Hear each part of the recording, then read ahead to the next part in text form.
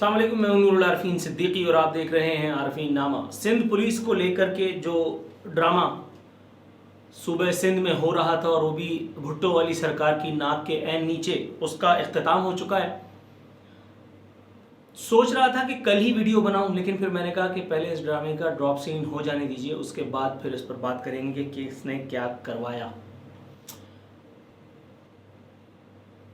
बताया गया कि तजलील की गई है सिंध पुलिस के अफसरान की। ये अच्छा है, सिंध पुलिस के अफसरान की तजलील की गई है। और करने वाले कौन थे? इल्ज़ाम लगाया गया कि जी खुफिया इदारों या रेंजर्स ने जो है वो आईजी को बाकायदा इन्वर्टेड कॉमाज में मुबैना तौर पर, जिसे आप कह लीजिए, किडनैप करके और हरासा किया और ये किया और वो किया। गोया आईजी सिंध न हुआ, कॉलेज से निकलती सहमी, डरी, लजाई, शर्माई, कोई नाजुक अंदाम सिविलियन दोशीज़ा हुई या ब्लडी सिविलियन दोशीज़ा हुई। मजाक है? अगर आईजी की ये हालत है कि कोई भी उसको हकाल करके किसी भी गाड़ी में बिठा लेता है, कोई भी उसको वरगला करके और अपने साथ ले जाता है, या कोई भी उसको उठा करके और रात को, आधी रात को अपने साथ ले जा सकता है, तो फिर ये आईजी किस काम का भाई? लेकिन आपको चाहिए भी तो ऐसे ही आईजी था। सलाम साहब, यस सर। कलीम इमाम से आपकी क्यों नहीं बन रही थी? बड़े मामलात थे, वो पॉलिटिसाइज कर रहा था पुलिस के महकमे को, और ये क्या कर रहे हैं? इनसे तो जो अपना काम है वो नहीं हो रहा बेचारे से। ये अपनी तहफ़्फ़ुज़ नहीं कर पा रहे, ये हमें तहफ़्फ़ुज़ देंगे। सिंध पुलिस के अफसरान की तजलील हो गई। ये बाकायदा सोचा समझा एक ड्रामा नहीं है तो और क्या है? आपसे अच्छा, इस एक आईजी सिंध से अच्छा फिर वो पुलिस कांस्टेबल नहीं हुआ ट्रैफिक पुलिस का, जिसने ज़ैनब मार्केट पे एट्रियम शॉपिंग मॉल के सामने और वो फौजी अफसर की गाड़ी को रोक लिया। उसकी वीडियो वायरल हुई, तमाम दुनिया ने तमाशा देखा। वो फौजी अफसर अपनी ताकत के नशे में, या बिलुमूम अपने अल्फाज दीगर अपनी वर्दी के नशे में, और वो नो एंट्री में घुसा चला जा रहा था। इस शेर नर ने उसके सामने दीवार बन करके खड़ा हो गया और उसको बोला, नहीं सर, आप यहां से नहीं जा सकते, होंगे आप तवंगर, होंगे आप फिरौन। आप देखिए स्प्लिट विंडो में ये जो कुछ भी हो रहा है, मैं जो कुछ कह रहा हूं वो नजर आ रहा है या नहीं? तो फिर इस अफसर को आईजी की जगह और उस आईजी को इस अफसर की जगह होना चाहिए था या नहीं? ये कौन सा पुलिस अफसर है? मैंने एक हाई प्रोफाइल शख्सियत से बात की और मैंने उससे पूछा, मैंने कहा सर, यह मुमकिन है कि एक कोई बहुत बड़े इदारे का कोई बहुत बड़ा अफसर किसी दूसरे पुलिस टाइप के इदारे के किसी बहुत बड़े अफसर को इस तरह से हकार ले? उन्होंने जवाब कोई नहीं दिया, सिर्फ जोर जोर से हंसने लगे और मुझे यूं कहिए कि मेरा जवाब मिल गया। सिंध पुलिस से अपने लोगों का तहफ़्फ़ुज़ तो छोड़िए, सिंध पुलिस से अपने आईजी का तहफ़्फ़ुज़ नहीं हो पा रहा। ये क्या झक मारेंगे? ये वही झक मारेंगे जो ये मार रहे हैं, या इनसे मारने के लिए कहा जा रहा है, या इसके एवज ये खातिर खा मुशाहिरा पा रहे हैं मेरे और आपकी जेब से। आईजी सिंध और दीगर आला पुलिस अफसरान आर्मी चीफ की जानिब से एश्योरेंस मिलने के बाद उन्होंने 10 यौम तक के लिए अपने इस्तीफ़ों को, या बल्कि अपने इस्तीफ़ों कह रहा हूँ, छुट्टी की दरखास्तों को इल्तवा में रखने का ऐलान कर दिया है। दूसरी जानिब वज़ीर आला सिंध ने पुलिस अफसरान को काम जारी रखने की हिदायत की है। ये बहुत अच्छा लतीफ़ा है आज का। काम, वो एक काम जो पुलिसिंग होती है वो तो इनसे होता नहीं। अब फिर उसके बाद आ जाते हैं एक काम जो मैं पहले से कहता चला आ रहा हूं कि अपनी हिफाजत ये बेचारे गरीब कर नहीं पाते। जब तक इनके आसपास खुशामदियों का, इनके अमायदीन का, इनके गार्ड्स का जो एक लाव लश्कर ना हो, ये बेचारे गली में नहीं झांक सकते, अपनी हिफाजत नहीं कर सकते, क्या काम करेंगे? ये तो किसी काम की नहीं है। इनको किसी ने एक काम जरूर दिया था जो इन्होंने बिल्कुल दिलजमई से किया। फवाद चौधरी साहब क्या फरमा रहे हैं? सिंध पुलिस के अफसरान बिलावल हाउस के इशारे पर छुट्टी पर गए। ट्विटर पर जारी बयान में फवाद चौधरी ने कहा कि जब ओमनी वालों के सामने लाइन लगाकर खड़े होते थे तो भी इस तरह का रद्देमल होता। इदारों को नीचा दिखाने की साजिशें और कोशिशें नाकाम बनाई जाएंगी। बात तो सच है मगर बात है रुसवाई की। कराची में क्या कुछ नहीं हुआ, ये पुलिस का महकमा मौजूद था। इस महकमे में ऐसे ऐसे जरी, ऐसे ऐसे जांबाज लोग मौजूद हैं, लेकिन उनको प्रमोशंस का कोई आसरा नहीं, उनकी तनख्वाहों में बढ़ोतरी का कोई आसरा नहीं, उनको जॉब सिक्योरिटी नहीं, जस्ट बिकॉज कि वो सच बोलते हैं, वो रास्ते पर है, हक गो हैं। इसी एक पुलिस फोर्स में उनके उनके करियर्स को समेट दिया जाता है, सुकेड़ दिया जाता है, इसलिए कि वो किसी की खुशामद, चापलूसी, चमचागिरी नहीं करते। शुहदा की एक तवील लिस्ट है जिन्होंने अपनी जानों का नजराना देकर मुझे और आपको महफूज रखा है।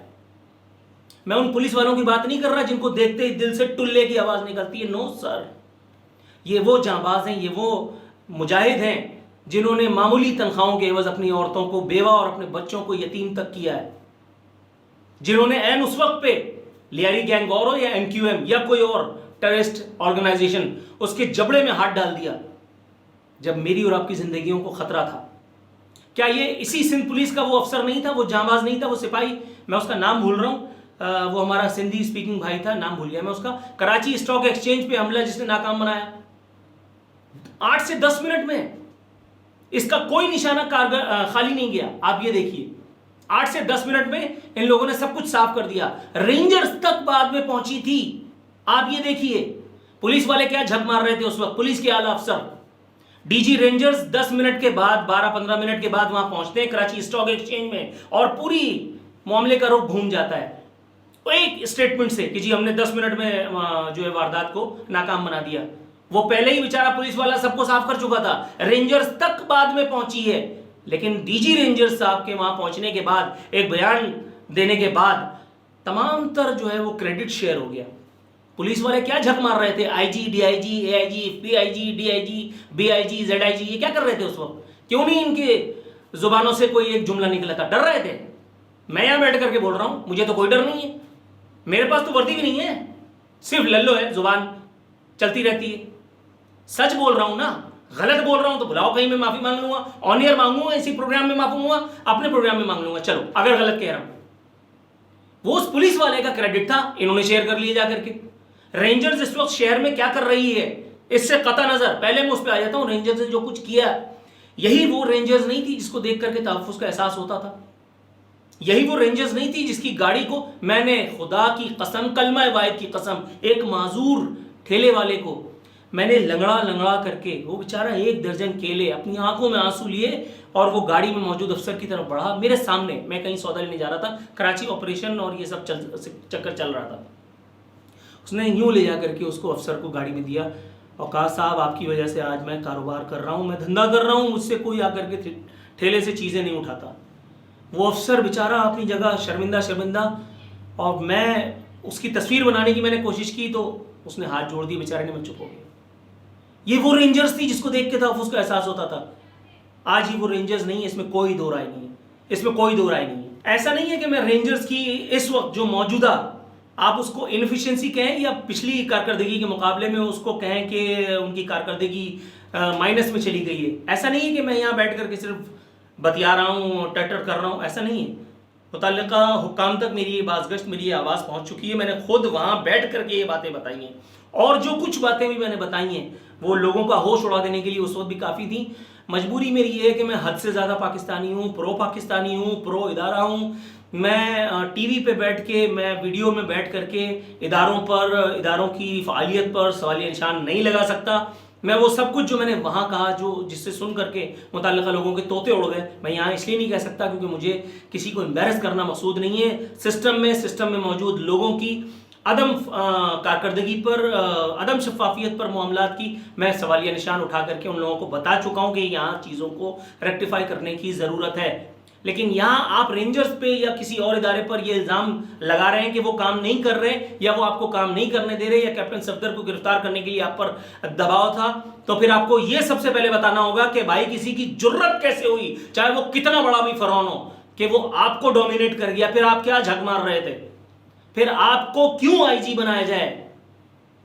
फिर जो आपको उठा करके ले गया था या अगवा करके ले गया था, फिर उसे क्यों ना आईजी बना करके और उसको सलामी दी जाए कि वो इतना बड़ा चैंपियन तो निकला, इतना शेर नर, इतना गुर्दे वाला निकला कि उसने आप जैसे को उठा लिया। मतलब फिर तो ये उसकी कारकर्दगी हुई ना। बिलावल साहब ने मुझे और खाने कमाने का मौका दे दिया। कितना खूबसूरत बयान दागा वज़ीर आला सिंध को बिठा के। उफ, आईजी सिंध के घर का घेराव किसने किया? आर्मी चीफ तहकीकात कराएं। ओके, आर्मी चीफ और DGI को इन्होंने काम दिया है अपने तौर पे, और उसके बाद ये कहते हैं कि गुज़िश्ता रोज जो मरियम नवाज और कैप्टन सफदर के साथ हुआ, मैं उस पर शर्मिंदा हूँ और मुंह दिखाने के काबिल नहीं हूँ। नहीं सर, ये आखिरी वाली बात, ये पहली वाली बात पे चलो आते हैं, आप उस पर शर्मिंदा हैं? आप शर्मिंदा हैं? अच्छा, आपको शर्मिंदा करने के लिए बहुत सारी चीजें थी, मैं अपने प्रोग्राम में भी बता चुका हूं, यहां भी बताता रहता हूं, उस पर तो आप शर्मिंदा कभी भी ना हुए। बराह रास्त आप तक इत्तला जाती है जब जब मैं आपको शर्मिंदा करता हूं, चाहे मेरी जंग में, अपने मेरे प्रोग्राम में, मेरे टीवी चैनल पे या यहां पे आरफीन नामा में, उस पर तो आप कभी शर्मिंदा नहीं हुए। इन एक बातों पर जिन पर कोई शर्मिंदगी नहीं होनी चाहिए, जिसको मामले की जड़ तक पहुंच करके वो फौरन रिजॉल्व करना चाहिए, उस पर आप शर्मिंदा हो गए। कराची में आपके अब्बा हुजूर के दौरे हुकूमत में जब वो सदर मुमलिकत के तौर पर हम पर नाजिल थे, कराची में 100 से ज्यादा लाशें एक रोज में गिर जाती थी, उस वक्त तो शर्मिंदा ना हुए आप। उस वक्त तो आपने ना पूछा कि भाई ये क्या हो रहा है। एमक्यूएम को जो रोटियां दे दे करके, जो बोटियां दे दे करके आपने अपने साथ पहले भी लगा करके रखा था, और आज भी कुछ ना कुछ कहीं ना कहीं किसी ने उसको अपने साथ रखा हुआ है, उस पर तो आपको कभी कोई शर्मिंदगी ना हुई। अभी मेरे प्रोग्राम से एमक्यूएम का एक रहनुमा भागा है चप्पल छोड़ करके, बता रहा था कि जी नसीरुल्लाह बाबर ने चूंकि हम पे ऑपरेशन किया तो हम लूला लंगड़ा बन गए। जब मैंने ये पूछा, अच्छा नसीरुल्लाह बाबर तो बेनजीर के अंडर था, तो फिर बेनजीर की हुकूमत में क्यों झक मारने गए थे? चंपत हो गया। बिलावल साहब मरियम और सफदर से इज़हार यकजहती करते हैं, फरमाते हैं मैं किसी को मुंह दिखाने के लायक नहीं रहा। हाँ ये ठीक है, ये ठीक है, लेकिन मामला गलत है।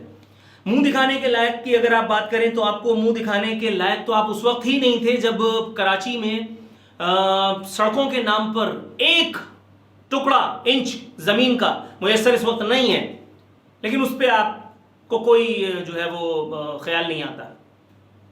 कराची में, पाकिस्तान के सबसे बड़े शहर में, पीने का साफ पानी लोगों को मुयस्सर नहीं है, लेकिन उस पर आपको कोई ख्याल नहीं आता। कराची में आपकी हुकूमत के 12 साल मुकम्मल होने को आए, कराची में बस नाम की चीज नहीं है, पब्लिक ट्रांसपोर्ट फैसिलिटी नहीं है, लेकिन आपको न क्या लिखा था आपने, शर्मिंदा हूं, लेकिन आपको न शर्म आ रही है और न ही आप मुंह दिखाने के काबिल अपने आप को तस्वुर नहीं कर पा रहे। बहुत सारी बातें हैं बिलावल साहब, बहुत सारी बातें जिस पे आपको शर्मिंदा भी होना चाहिए और आपको यह भी ख्याल करना चाहिए कि यार मैं अब लोगों को क्या मुंह दिखाऊंगा। ये मरियम और सफदर क्या है, मामू के लड़के हैं किसी के? कौन है ये? रहमतुल्लाह अलैह हैं? कौन है? अल्लाह के रिश्तेदार हैं, ठीक है, इनको दरवाजा तोड़ करके ले गए, सो व्हाट ले गए यार। एक बेलेबल ऑफेंस पे जिसने ये छिछोरापन किया, उसके बाद फिर उसको मुंह की खानी भी पड़ रही है। ऐसे लेके गए थे जैसे टर्मिनेटर आकर के और ले जाता है वो बच्चे को, ऐसी थोड़ी अंधी लगी थी। बेल होनी थी, बेल हो गई, वो सबका मुंह चिढ़ाते हुए सिस्टम का चला गया। जिसने ये झक मारी थी वो भी शर्मिंदा हो रहा है, और जिसने करवाया था वो भी शर्मिंदा हो रहा है, जिसने नहीं किया वो भी बिला वजह शर्मिंदा हो रहा है। मैं ये वीडियो बना करके खजल महसूस कर रहा हूँ यार ये लोगों ने क्या बढ़ मारा है। शर्म की और बहुत सारी बातें हैं। कभी अगर शर्म मजीद चाहिए हो तो मुझे बताइएगा, मैं अपनी गाड़ी में बैठाता हूं, अपने फ्यूल को जला करके कराची का एक एक चप्पा आपको दिखाता हूं, और फिर मैं आपसे पूछता हूं जी आ रही है वो जो ख्वाजा आसिफ साहब कहते थे शर्म, जो आपने कहा था कि आपको मरियम और बिलावल वाले मामले पे आ रही है, मरियम और सफदर पे, हालांकि इस पे नहीं आनी चाहिए थी। और बहुत सारे मामले आते हैं, बहुत ही मामले हैं। नासिर हुसैन शाह वजीर ट्रांसपोर्ट रहे, इतने अरसे तक अवाम को झांसा देते रहे कि एक बस आ रही है, 1000 बसें आ रही हैं, कई हजार बसें आ रही हैं, कख नहीं हुआ। उसके बाद सईद गनी साहब, उनका काम है कि वो स्कूलों की मामलात को देखें। इस वक्त कोरोना फैल रहा है, कोरोना के मामलात को देखें, उन्होंने स्कूल खोल दिए और जाकर के वजीर दाखिला बन करके और बयान दाग रहे कि जी मौलाना आदिल को इसलिए सिक्योरिटी नहीं दी गई क्योंकि पीछे से अहकामात नहीं थे। यहां तो जिसका जो काम है वो कर ही नहीं रहा। मुर्तजा वहाब साहब वो ट्विटर पे कोई अच्छी अच्छी पपलू पपलू सी तस्वीरें खींच करके और रात को दाग देते हैं ट्विटर पे कि देखो क्या काम किया हमने। और भाई इंटीरियर में तुमने चमन बना दिया, लेकिन कराची में सारे खड्डे। इंटीरियर भी मेरा है लेकिन कराची भी तो अपनाओ। कराची लावारिस है, कराची यतीम है। कराची के लोगों को अगर वफाकी हुकूमत ने आज खरीद रखा है, कल आपने रखा हुआ था, तो कराची के लिए बोलने वाला कोई नहीं है। मैं हूं, मैं बोलूंगा और आपको जवाब देना पड़ेगा। मैक्सिमम आप ये कर सकते हैं, मेरे प्रोग्राम में नहीं आते ना, ओके, लेकिन यहां मैं आपको अकाउंटेबल करूंगा। पैरकैफ सिंध पुलिस का ये ड्रामा ये फ्लॉप हो चुका है।